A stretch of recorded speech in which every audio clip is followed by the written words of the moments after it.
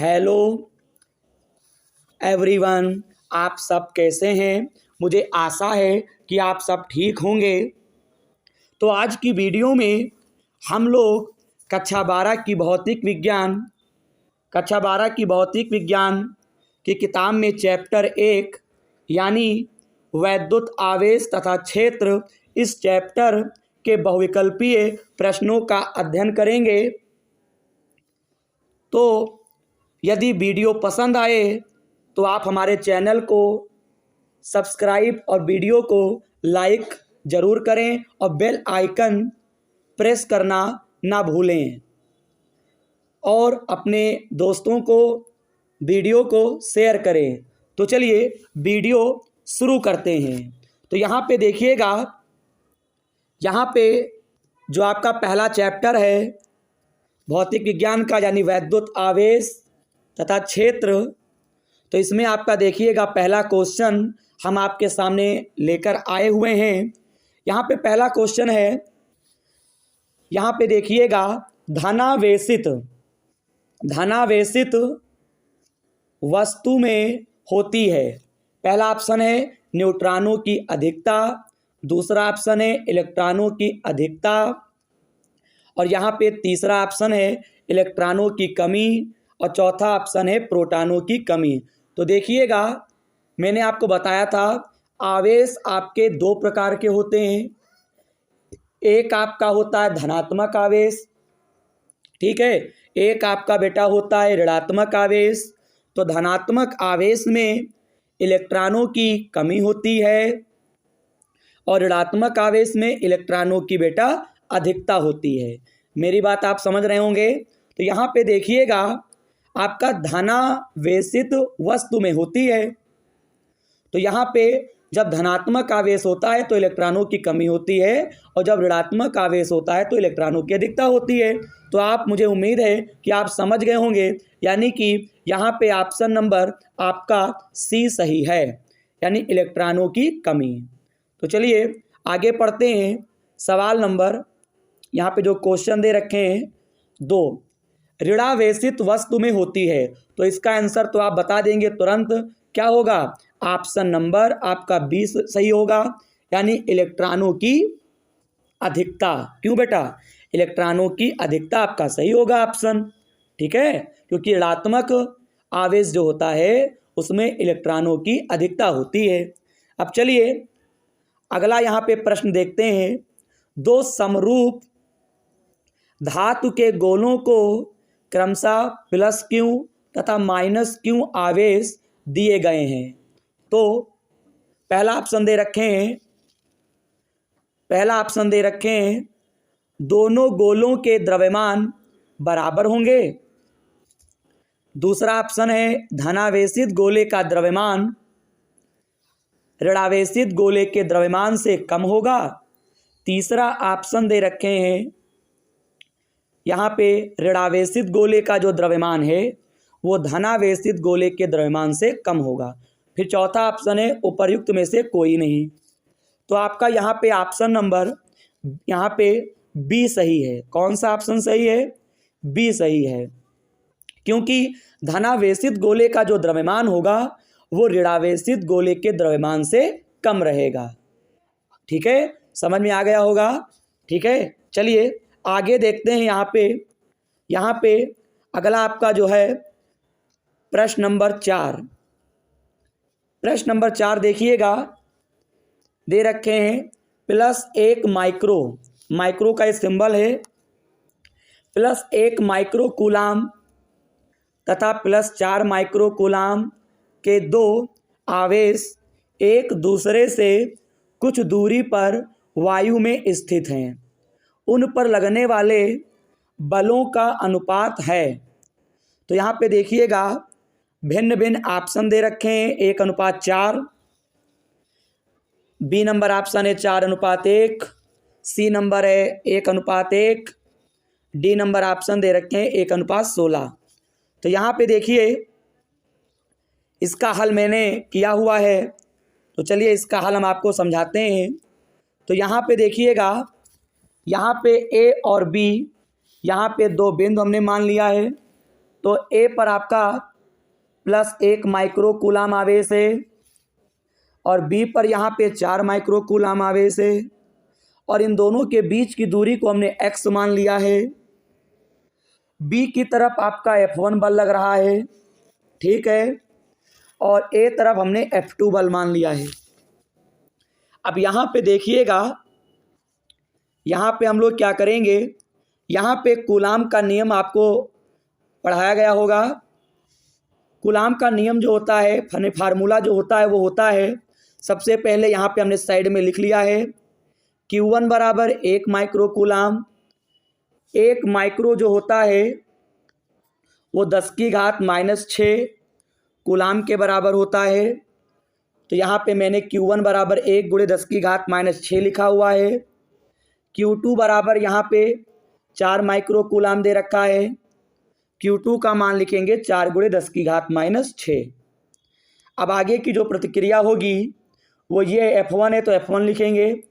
1/4 पाई ε0 का मान आप जानते हैं 9 × 10⁹ होता है। और यहाँ पे देखिएगा, आगे की प्रतिक्रिया की अगर बात करें, Q1 का मान लिखेंगे 1 × 10⁻6 और Q2 का मान 4 × 10⁻6। R का मतलब होता है दूरी, दूरी यहाँ पे x थी तो यहाँ पे x² हो गया, इसको समीकरण नंबर 1 कह देंगे। अब यहाँ पे F2 बराबर फार्मूला वही लिखेंगे, कूलाम का नियम। F2 बराबर बेटा फार्मूला होता है 1/4 पाई ε0 Q1 Q2 बटे R²। F2 के स्थान पे लिखेंगे 9 × 10⁹ 9 × 1 × 10⁻6 और Q2 का मान 4 × 10⁻6 और दूरी आपकी x² ही रहेगी। अब यहाँ पे हमने क्या किया, इसको समीकरण नंबर 2 मान लिया, इसको 1 मान लिया है। यहाँ पे हमें क्या करना है, अनुपात निकालना है। प्रश्न में क्या कहता है, अनुपात निकालना है। तो भाग कर दीजिए, 1/2 भाग करने पर तो F1 बटे F2 यानी कि F1 के नीचे, यानी समीकरण 1 को 2 से भाग करेंगे तो F1 का मान ऊपर लिखेंगे, F2 का मान नीचे और बटा लगा देंगे। तो F1 का मान मैंने ये लिखा हुआ है, पूरा का पूरा मान आपको समझ में आ रहा होगा। F2 का मान सामने लिखा हुआ है, दोनों को आप भाग करेंगे यानी कट जाएगा पूरा पूरा। तो आपका LHS की तरफ F1 बटे F2, RHS की तरफ 1/1 बचेगा। यानी कहने का मतलब ये है बेटा, यहाँ पे F1 अनुपात F2 का जो अनुपात होगा वो 1:1 हो जाएगा। यानी ऑप्शन नंबर आपका यहाँ पे C सही है। आई होप कि बेटा आप इस प्रश्न का हल अच्छे से समझ गए होंगे। चलिए अब हम लोग प्रश्न 5 का हल हम लोग समझेंगे। प्रश्न 5 कहता है किसी वैद्युत रोधी का मतलब होता है कुचालक। कुचालक आप समझते हो जिसमें आवेश का प्रवाह नहीं होता है, कुचालक कहलाता है। माध्यम का परावैद्युतांक K है, K हो सकता है। तो यहाँ पे माध्यम का जो परावैद्युतांक है वो हो सकता है, परावैद्युतांक को K से लिखते हैं। तो यहाँ पे देखिएगा, कुचालक का जो परावैद्युतांक होता है वो आपका होता है 6, यानी 6 कितना होता है, यानी ऑप्शन नंबर डी आपका सही होगा। प्रश्न 5 का ऑप्शन नंबर आपका डी सही है, यानी 6.0 यानी केवल 6 हम कह सकते हैं कि परावैद्युतांक होता है। चलिए इसमें 6 सही है, ऑप्शन नंबर डी सही है। अब हम लोग प्रश्न 6 का हल समझेंगे। अगर वीडियो पसंद आए तो कृपया करके आप हमारे चैनल को सब्सक्राइब और वीडियो को लाइक ज़रूर करें और अपने दोस्तों को शेयर करें, क्योंकि हम 1 महीने में यानी कक्षा 12 की जो भौतिक विज्ञान की किताब है NCERT और यहाँ पे कोई भी प्रकाशन हो, हम सभी ऑब्जेक्टिव टाइप जो क्वेश्चन हैं बहुविकल्पीय वाले वो हम करवाएंगे। 1 महीने में पूरा हम आपको कंप्लीट करवा देंगे। बस आप वीडियो देखते रहिए। आपका जो है बहुविकल्पीय जितने भी नंबर के क्वेश्चन आएंगे परीक्षा में तो आप उसमें फुल नंबर स्कोर करेंगे, ठीक है। आगे देखिए प्रश्न नंबर 6, वायु में रखे 2 धनावेशों के मध्य परावैद्युत पदार्थ रख देने पर इनके बीच प्रतिकर्षण बल का मान। तो देखिएगा, वायु में 2 धनावेश और उनके मध्य जो है परावैद्युत पदार्थ रखा गया है, तो उनके बीच जो प्रतिकर्षण बल होता है तो वो आपका क्या हो जाता है, घट जाता है। बहुत इंपॉर्टेंट है, 2015 में आया हुआ है। ठीक है, घट जाएगा, ये आपका ऑप्शन सही है, यानी प्रश्न नंबर 6 का बी ऑप्शन आपका सही है। चलिए प्रश्न 7 का हल देखते हैं। कुछ दूरी पर रखे दो बिंदु आवेशों को वायु के स्थान पर केरोसिन तेल में रख दें तो उन बिंदु आवेशों के बीच जो बल होगा वो क्या हो जाएगा। तो देखिएगा, बल जो होगा वो घट जाएगा, तो वैद्युत बल जो होगा वो बेटा क्या हो जाएगा। आगे हम लोग प्रश्न 8 का हल हम लोग समझेंगे। प्रश्न 8 देखिएगा, कुछ क्या दे रखे हैं यहाँ पे। दो समान आवेशों Q तथा Q को जोड़ने वाली रेखा के मध्य बिंदु पर एक आवेश Q डैश रख दिया जाता है।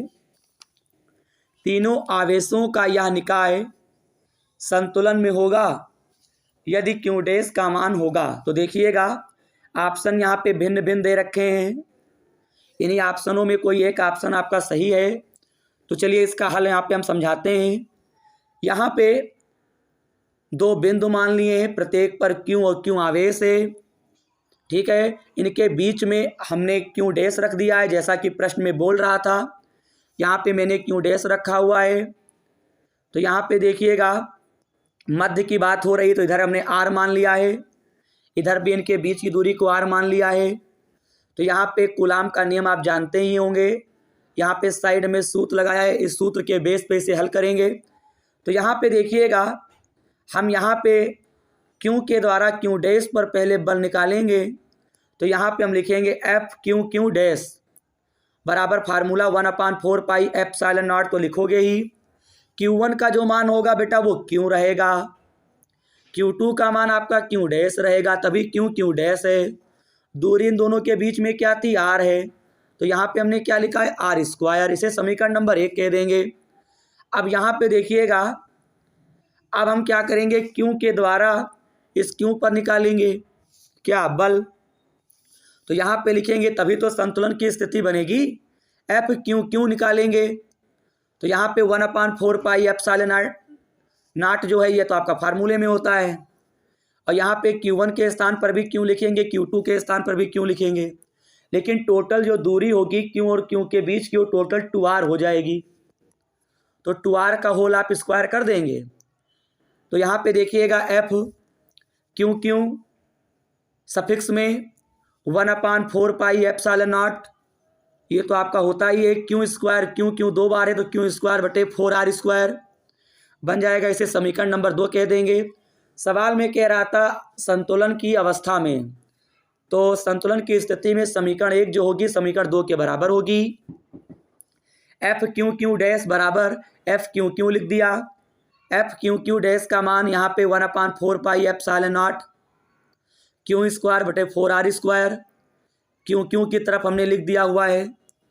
और F Q डैश का जो मान है, यानी समीकरण नंबर 1 को इधर हमने लिख दिया है। तो ये क्या करेंगे, 1/4 pi epsilon not, 1/4 pi epsilon not cancel हो जाएगा, R से R कैंसिल होगा बेटा। Q डैश बराबर में Q स्क्वायर बटे 4 बनेगा।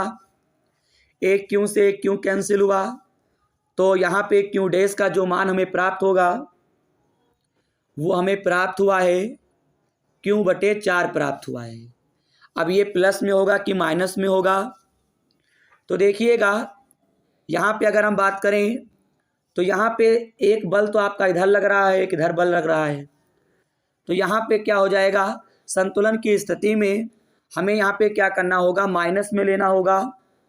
तो यहाँ पे Q डैश का जो मान होगा वो माइनस का Q बटे 4 सही होगा, यानी ऑप्शन नंबर 8 का यहाँ पे B सही है। कौन सा खंड सही है, B खंड आपका इसमें सही होगा। सवाल नंबर 8 का यहाँ पे आपका B खंड सही है। ठीक है, मेरी बात आप समझ चुके होंगे। ठीक है, अब चलिए हम लोग आगे बढ़ेंगे। आगे बढ़ते हैं तो यहाँ पे देखिएगा, आगे बढ़ रहे हैं, यानी प्रश्न नंबर 8 का तो आपका B खंड सही है। चलिए अब हम लोग आगे बढ़ते हैं। तो प्रश्न नंबर 9 आपके सामने है। एक कूलाम आवेश में इलेक्ट्रॉनों की संख्या है option A, option B, option C ये सब दे रखे हैं। तो एक कूलाम आवेश, इसे आप सॉल्व करिएगा, बता देते हैं। एक कूलाम बेटा आवेश को हम लिखते हैं क्यू से, तो क्यू बराबर एक कूलाम हो गया। इलेक्ट्रॉनों की संख्या, इलेक्ट्रॉनों की संख्या का मतलब है हमें एन निकालना है। क्यू का मान हमें एक कूलाम दे रखे थे। तो यहाँ पे देखिएगा एक सूत्र होता है हमारे पास, क्यू बराबर एन ई। क्यू का मान तो आपका एक था, एन हमें निकालना था। क्यों बेटा, अगर एन निकालोगे ना इस सूत्र पे तो क्यू बटे ई फार्मूला होगा। ई का मान आप रखोगे 1.6 क्रॉस 10⁻⁻19 और क्यू का मान आपका एक रखेंगे, भाग करेंगे तो आपका ऑप्शन नंबर जो सही होगा वो आपका बी नंबर ऑप्शन आपका सही है। 9 का बी नंबर ऑप्शन सही है। यानी एक कूलाम आवेश में इलेक्ट्रॉनों की संख्या 6.25 × 10⁻18 होती है। चलिए प्रश्न 10 का हल समझेंगे। 8 कूलाम ऋण आवेश में उपस्थित इलेक्ट्रॉनों की संख्या है। सेम सवाल है। क्यू बराबर बेटा आप 8 लिख लेना, इलेक्ट्रॉनों की संख्या में निकालनी है। सूत्र आप लिखेंगे क्यू बराबर एन ई, एन बराबर फार्मूला सही करेंगे क्यू बटे ई। क्यू का मान होता है आप जानते ही हैं 8, ई का मान 1.6 10⁻−19, भाग करेंगे आंसर आ जाएगा। यानी प्रश्न नंबर 10 का जो ऑप्शन नंबर आपका है वो आपका ए सही है। क्यों, ऑप्शन नंबर आपका ए सही है। अब चलिए हम लोग यहाँ पे प्रश्न नंबर 11 का हल समझेंगे। वैद्युत क्षेत्र की तीव्रता का मात्रक होता है। तो यहाँ पे वोल्ट प्रति मीटर, वोल्ट प्रति मीटर स्क्वायर, और यहाँ पे दे रखे हैं वोल्ट इंटू मीटर। तीसरा ऑप्शन वोल्ट गुणे मीटर स्क्वायर। तो इसका ऑप्शन जो है 11 का ए ऑप्शन सही है। क्यों, क्योंकि ई बराबर एक फार्मूला होता है वी बटे एल। आपने पढ़ा होगा चैप्टर में, ई बराबर वी बटे एल होता है फार्मूला। वैद्युत क्षेत्र की तीव्रता में यहाँ पे विभव प्रवणता पढ़ा होगा, delta V upon delta x. तो वी का मतलब विभवांतर, विभवांतर का मात्रक होता है वोल्ट, ठीक है, और लंबाई का मात्रक मीटर। तो वोल्ट प्रति मीटर आपका ऑप्शन सही होगा, क्योंकि हमें ई का मात्रक पता करना है ना बेटा, वोल्ट प्रति मीटर सही होगा। इस प्रकार से यहाँ पे ऑप्शन नंबर 11 का यहाँ पे आपका एक खंड आपका सही है। चलिए प्रश्न 12 को देखते हैं। वैद्युत क्षेत्र की तीव्रता का मात्रक। तो अगर वैद्युत क्षेत्र की तीव्रता का अगर मात्रक की बात करें तो ये आपका पहला चैप्टर है। पहले चैप्टर में आपका फार्मूला होता है ई बराबर एफ बटे क्यू। हमें ई का मात्रक पता करना है तो बल का मात्रक पता होना चाहिए, आवेश का मात्रक पता होना चाहिए। बल का मात्रक होता है न्यूटन, बटे का मतलब प्रति, आवेश का मात्रक कूलाम। तो न्यूटन प्रति बेटा क्या होता है, कूलाम होगा। चलिए अगला क्वेश्चन देखते हैं। यानी कि यहाँ पे ऑप्शन नंबर सी सही है। प्रश्न 12 का ऑप्शन नंबर सी आपका सही है। चलिए प्रश्न 13 देखते हैं। निम्न में से कौन सा वैद्युत क्षेत्र का मात्रक नहीं है। तो यहाँ पे देखिएगा वैद्युत क्षेत्र का मात्रक न्यूटन प्रति कूलाम भी होता है, वोल्ट प्रति मीटर भी होता है, मैंने जस्ट बताया है। और यहाँ पे अगर हम बात करें तो यहाँ पे आपका जूल प्रति कूलाम इंटू मीटर भी होता है, डी वाला भी मात्रक होता है वैद्युत क्षेत्र का मात्रक। यहाँ पे हमें ये ऑप्शन बताना है कि जो है नहीं, तो आपका ऑप्शन नंबर आपका बी सही है, क्योंकि वैद्युत क्षेत्र का मात्रक जो होता है वो जूल प्रति कूलाम नहीं होता है। यानी कि प्रश्न नंबर 13 का बी नंबर ऑप्शन आपका क्या है, सही है। आई होप समझ रहे होंगे मेरी बात। चलिए यहाँ पे प्रश्न 14 देखते हैं, इम्पॉर्टेंट है, काफ़ी बार पेपर में आया हुआ है बेटा। निर्वात की वैद्युतशीलता यानी इसको पढ़ते हैं एप्सिलॉन नॉट, एसआई मात्रक होता है। ऑप्शन नंबर ए सही है, आप याद कर लीजिए, पेपर में आपको मिलेगा रखा, कूलाम स्क्वायर प्रति न्यूटन इंटू मीटर स्क्वायर। यानी प्रश्न नंबर 14 का यहाँ पे आपका ऑप्शन नंबर ए सही है, कूलाम स्क्वायर प्रति न्यूटन इंटू मीटर स्क्वायर। पहले लेसन का ही है ये, और पहले लेसन तो हम पढ़ा ही रहे हैं ना, ऑब्जेक्टिव टाइप। आगे देखिएगा, एक अल्फा कण 15 × 10⁻4 न्यूटन प्रति कूलाम के वैद्युत क्षेत्र में स्थित है, उस पर लगने वाले बल का मान होगा। तो यहाँ पे देखिएगा अल्फा कण पे जो आवेश होता है वो 3.2 × 10⁻⁻19 होता है। और यहाँ पे लगने वाले बल हमें यहाँ पे क्या निकालना है, तो यहाँ पे अल्फा कण है, तो अल्फा कण पे आवेश जब क्यू का मान लिखोगे तो 3.2 × 10⁻⁻19 होता है। अब यहाँ पे क्या करेंगे, हमें बल निकालना है, यानी F is equal to question mark, सूत्र लगाएंगे E बराबर F बटे कितना क्यों। तो यहाँ पे क्या करेंगे, यहाँ पे हमें क्या निकालना है मालूम, हमें F निकालना है। तो F बराबर आप सूत्र लिखोगे QE, क्या लिखोगे, QE। अब यहाँ पे देखिएगा, यहाँ पे जो 15 × 10⁴ दे रखे हैं, ये वैद्युत क्षेत्र की तीव्रता का मात्रक है। और यहाँ पे जो Q का मान होगा ना, तो वहाँ पे रख देना 3.2 10⁻−19। मेरी बात समझ रहे हैं। और गुणे में क्या करेंगे, यहाँ पे जो आपका Q का मान था ये हो जाएगा, और E का मान रखेंगे 15 × 10⁴ न्यूटन प्रति कूलम, ये वैद्युत क्षेत्र दे रखा है। हल करिएगा इसको, तो आपका ऑप्शन नंबर ए आपका सही होगा। सवाल नंबर 15 का ऑप्शन नंबर ए सही है, 4.8 × 10⁻−14 न्यूटन। आप हल जरूर करिएगा, तभी आप ऑप्शन को चुनेंगे। तो इस प्रकार से हम लोगों ने कक्षा 12 की भौतिक विज्ञान में जो आपका पहला चैप्टर था वैद्युत आवेश तथा क्षेत्र, तो आज की वीडियो में हम लोगों ने टोटल प्रश्न 15 को हमने समझा है। और मुझे उम्मीद भी है कि आपको सभी प्रश्नों का हल अच्छे से समझ में आया होगा। अंत में आपसे केवल यही कहेंगे कि आप हमारे चैनल को सब्सक्राइब और वीडियो को लाइक ज़रूर करें, क्योंकि जिससे कि हम जब भी वीडियो बनाएंगे इससे रिलेटेड तो उसका आपको नोटिफिकेशन मिलता रहेगा। धन्यवाद।